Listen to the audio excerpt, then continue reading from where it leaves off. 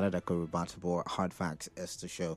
It's time for us to switch conversations, not too far away from what we rounded off the 4 o'clock hour, but it's time for us to switch conversations nonetheless, and still focused on the activities or an activity of the House of Representatives and still on public service. Now, corruption. Oh, we've been singing that song since, let's see, was it Good Luck's time or even before Good Luck's time? Oh, corruption, our leaders are corrupt. I mean, Good Luck's time, the Treasury single account was supposed to help block the corruption holes. I'm talking about in government and the public service now, right?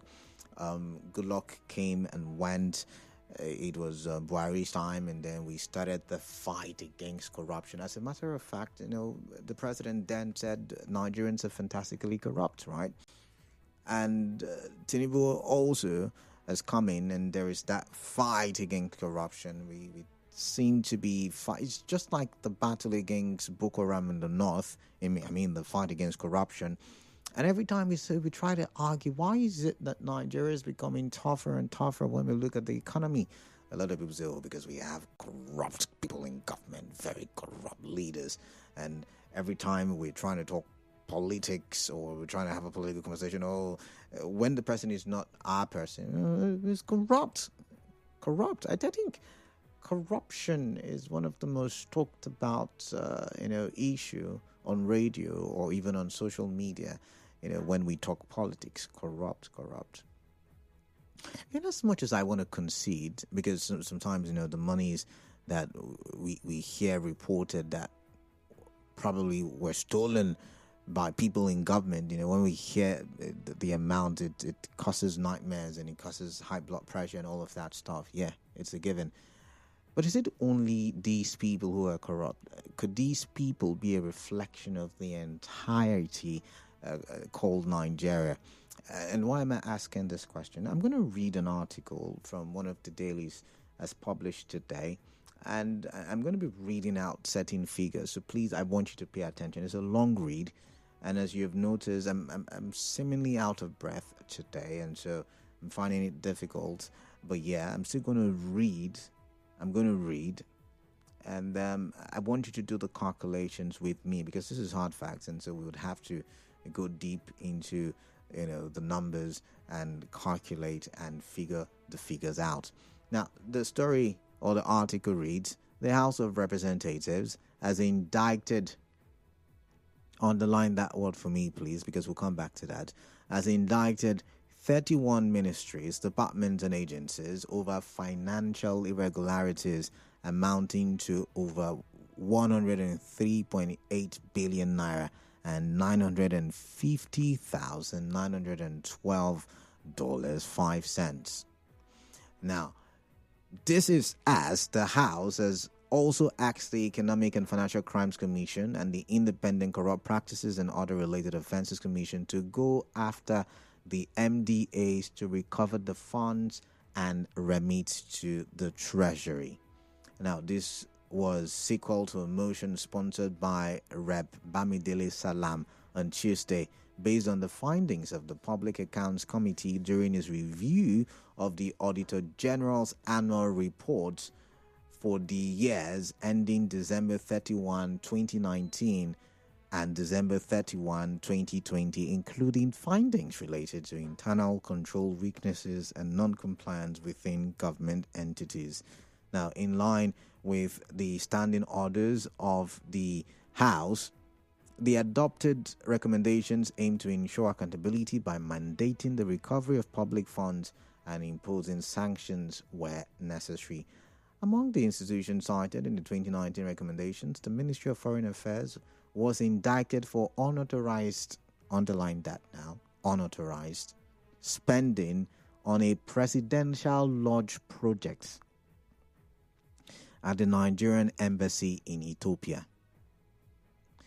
Now, the committee demanded that over 124 million naira and nearly $795,000 be refunded to the federal treasury. Additional sums, including 31.7 million naira and $55,923 also flagged as illegally expended without appropriation. I was arguing with someone the other day, what is corruption? Anyways, we'll define it on the show. We'll try to define it on the show today. The ministry was instructed to recover 49.4 million naira paid for renovation without following procurement procedures and 9.2 million naira disbursed to embassy officials without proper documentation. How do they say it in our local parlance? Everybody chop, abi? Now, also, the Bank of Agriculture was indicted over uncollected debt amounting to 75.6 billion naira. The committee directed the management to publish the list of debtors in at least 3 national newspapers and called on anti-corruption agencies to recover the outstanding funds. What do you think happened here? People would say, oh, government don't give us loans, government don't give us startup capital. And government did. And they jackpot with the loans. They ran. They disappeared. Corruption. This is not government now, right? Okay, let's continue reading. This says an additional 350 million naira must be recovered and evidence submitted within 90 days. Now, the Nigeria Correctional Service was instructed to recover and remit 7.47 million naira in unpaid withholding taxes. Now, in the same vein, the Nigeria Export Processing Zones Authority was directed to retrieve 8 official vehicles and ensure the return of 4 operational vehicles unlawfully retained by the Ministry of Industry, Trade and Investment.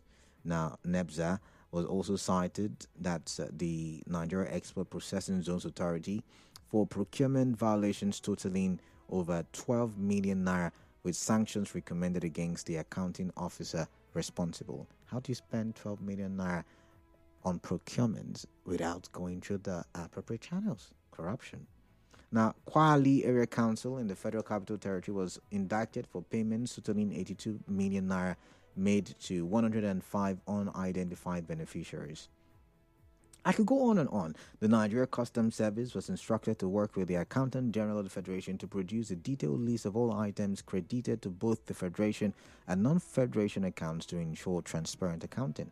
So there is no transparency in the customs. The Rural Electrification Agency financial infractions totaling over 1.3 billion naira were uncovered. The former managing director was ordered to refund. Goodness me. This one shocked me. The former managing director was ordered to refund 394 million naira expended on electrification projects not approved by the agency's tender board. Not approved.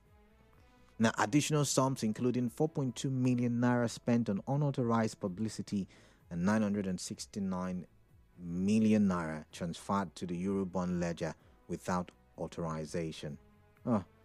It goes on and on and on and on. Even the Veterinary Council of Nigeria was cited for unremitted stamp duties and internally generated revenue. Where did the money go? 1.1 million naira. Nobody knows. 19 million naira. Nobody knows. I could go on and on, but because of the time that we don't have enough. I mean, I could tell you about the Nigerian Communications Satellite Limited in Abuja that was directed to refund over 1 billion naira in total, including 95 million naira in unremitted taxes collected between 2012 and 2018. Many other agencies, like we said, about 31 of them. Nigeria is corrupt, or rather, Nigerian leaders are corrupt, But what about we the people? What about we the people? How do we... And the reason I selected this for a conversation is because, I could have talked about politics. I could have talked about, ADC in Rivers State. I could have talked about that, right? But the reason why I selected this, and I'd like us to think about it, because I'm about to open the phone lines.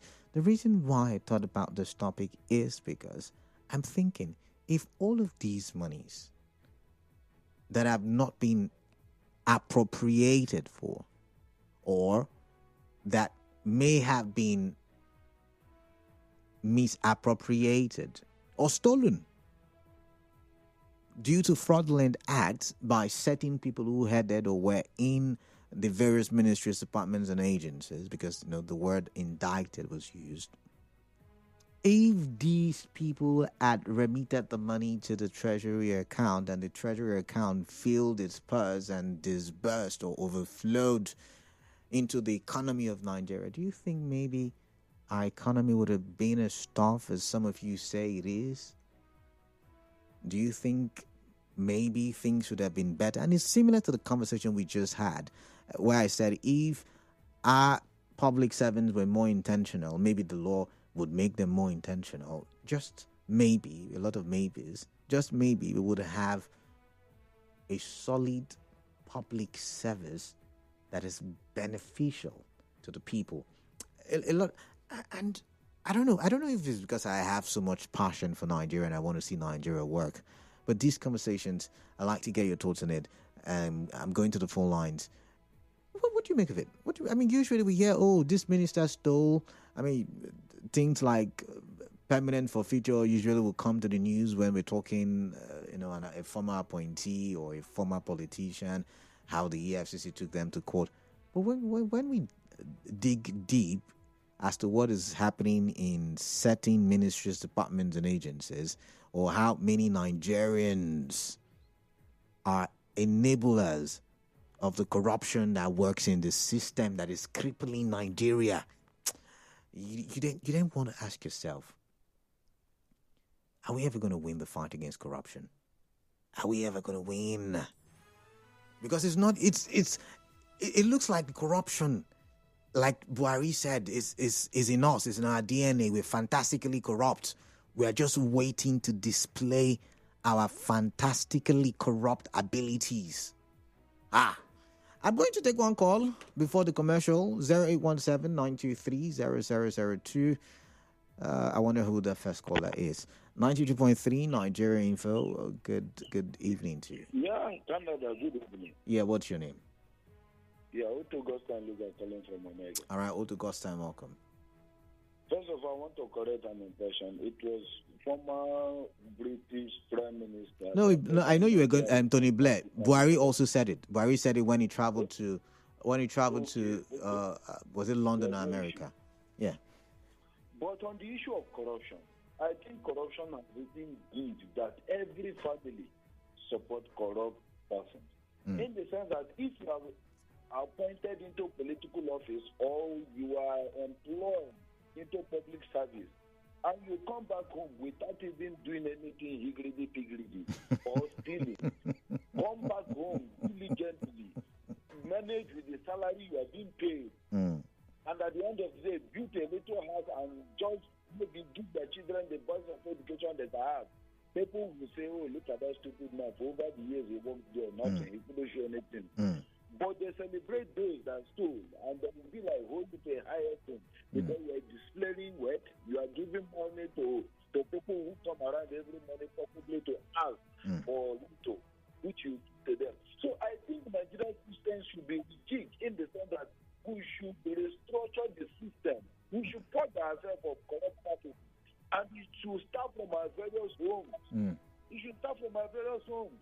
If we keep stealing, that means the economy will keep drying. And we are busy complaining outside that, our economy is not making sense. Why will the economy make sense with this kind of money you just listed? With this kind of money, and it's nowhere to be found. So do you think, you've just painted a good picture of what may be the problem. Do you think then we would be able to win this fight against corruption? Do you think? Yes, we can.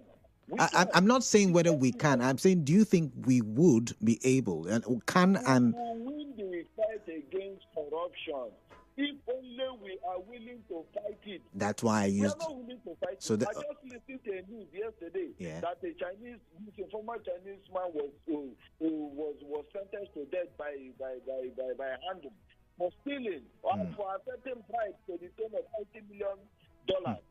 Why are we behaving this way? We should be able to implement some certain rigid action against people who are there to protect our nation. All right. Thank you very much. We've got a commercial coming up. After the commercial, I take some more calls because I want to really know. Because it looks like fantastically corrupt is in our DNA. Do you agree? I'll be right back.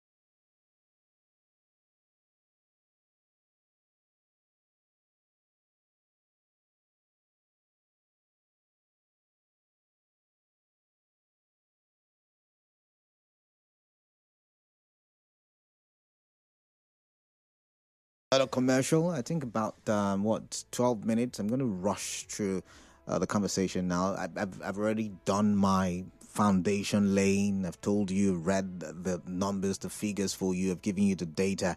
Now I want to pick your brain, as it is said in English. I want to pick your brain. I want to understand how you are analyzing the data that I've given to you. Normally we say, oh, the politicians are the ones who are corrupt. But what about the people who took the agric loan and are nowhere to be found? And these monies are running into millions, hundreds of millions.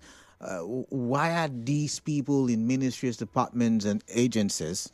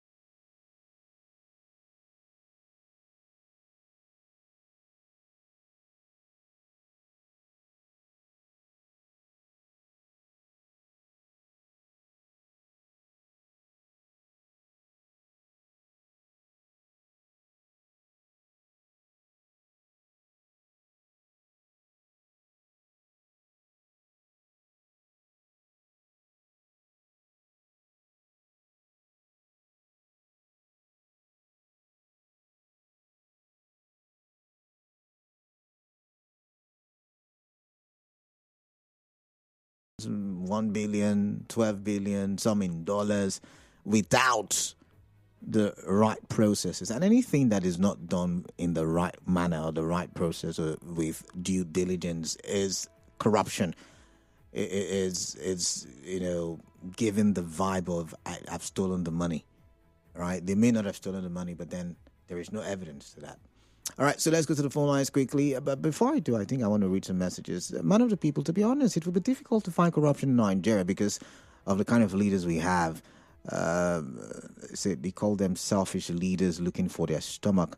Billions of naira have disappeared without no trace. EFCC and ICPC are not doing their job. Corruption is on us. Thank God ability at Twig. Can I say corruption is in us? Is this a Nigerian problem, a Nigerian thing? And I'm not talking down on us, by the way.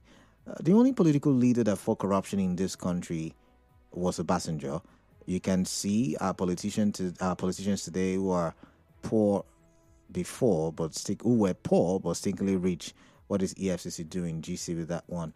This one says, good evening, Canada. If you think you've seen the height of corruption in what you have read out, then pray that the forensic audit report of NDDC that was carried out some time ago be implemented, and you will be shocked at how these people have milked the country dry.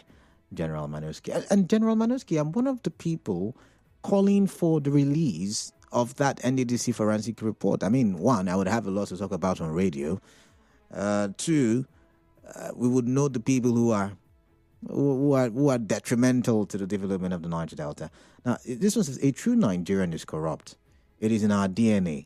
The government is not the problem. After all, the people in the government are Nigerians. So corruption has come to stay. Engineer Jonathan with that one. This one says, good afternoon, Kalada. These investigation and indictments are selective and targeting persons in the former administration who are opposed to this administration of Tinubu. Where is Yaya Bello, Sadia, Beta Edu on N-Power funds? Best in Port Harcourt. Maybe more in revelations are coming. I do not know. But let's take this call. 92.3 Nigeria Info. Good evening. Welcome on the show. Good evening, Kalad. Yeah, good evening. Welcome. All right, Ezekiel, welcome. Are you surprised? I don't know. When we are focusing on oil money, focusing on looting, forgetting the internal revenue that is being generated in this country. ministries that are using up huge amount of money, and we are not focusing on them. Yeah. Hello? I can hear you. Go ahead. I'm concurring to what you said. Yes, there are ministries like that. Then we are no longer concerned of what is going on, just like the railway, the seas. Do you know that we have truck revenue, mineral revenue, bicycle revenue, and all those revenues, but we only focus on oil. All right, I want to think. Thank you very much. By the way, there is event, was it me that was set to have raised 19 million, is it billion, in terms of internally generated revenue and did not remit it still. 93 Nigerian vote. Good evening, welcome. Yeah, good evening. I'm not talking about it. Am I surprised? Is it in country where they built the ID print center that was built by Badamodi Obama with a rate of 210 million? 7 billion. Maybe inflation. In Babangida's time was what? They're laughing. Oh, come on. There are several factors. Maybe inflation. Maybe inflation. Look, Kalada, I do not think that this current administration is going to fight corruption. Not at all. Okay. You can see it now. Look, there is more. There is more that is not in the public space right now that is going to even come out. Are you not hearing that that somebody in Tinubu cabinet has allocated a certain plot of land to his siblings? Are you not hearing it? Allegations, like you said. That's what I'm saying now. It's allegation. You understand? So there is massive corruption on the current administration. You understand? Massive corruption. All right. No wonder David Cameron told the whole world that Nigeria is fantastically corrupt. We are seeing it. All right. Thank you. All right. Thank you very much. 92.3 Nigeria Info. Welcome on the show. Good evening, Mr. Kalada. This is DS Lepene on the line. DS Lepene, it's good to have you. Welcome on the show. Mr. Kalada, without the legislative arm of government, there is no democracy. Yeah, true. So where Nigeria is getting it wrong is to have the wrong people at the legislative arm of government. Because these are the ones that will checkmate any wrong people at the executive arm of government. So we need to have men of integrity in the legislative arm of government and also in the judiciary. We don't need to struggle about who rules us, president, governor, chairman. We need to have men of high integrity at the legislative arm of government, because by our constitution, there are those that will checkmate those in power. But we just treat that one with levity and be focusing on who is the governor, president. Then when more thieves enter in the legislative arm of government, it becomes a woo for those in the executive arm of government. So until Nigerians realize that those that will be in the executive arm of government should be those who go to the high esteem. All right. Those of strong character, men of strong character, women of strong character, to mount that arm of government. So we don't have the wrong people at the executive arm of government. All right. Thank you very much, DS Lupena. But this person says, good evening, presenter. You're going too far. What happened to the anti-corruption bills that Buhari presented to the Assembly, Elvis Mark? But I said it now. I said, we had corruption fought during Goodluck's time with the Treasury single account, and during Buhari's time, I said there was the anti-corruption apparatus set by the then president. That was his mantra: fight against corruption. I mentioned that, but I'm asking, with all of that still being done, it looks like corruption continues to take sway, and I'm asking, is it in our DNA? Is it something that we can get rid of? But I've got to go. I've got a commercial coming up. There is a live appearance, and after that, it will be time for the major news. So please do stay tuned to 92.3 Nigeria Info.